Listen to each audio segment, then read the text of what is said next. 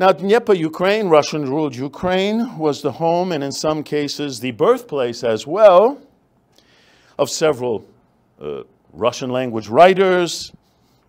Nikolai Gogol, Vladimir Korolenko, Nikolai Leskov, artists,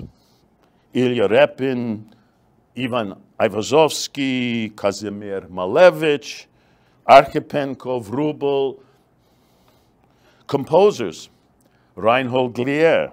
Sergei, Prokofiev, humanities scholars, Timofej, Florinskij, Mikhail, Rostovtzeff, philosophers, Nikolai, Berdyaev. Now, whether or not all of these figures were actually ethnic Russian, in the eyes of the rest of Europe and North America, all of these figures and others were associated with some of the greatest achievements of what came to be known as Russian culture during this long 19th century and the immediate decades that followed.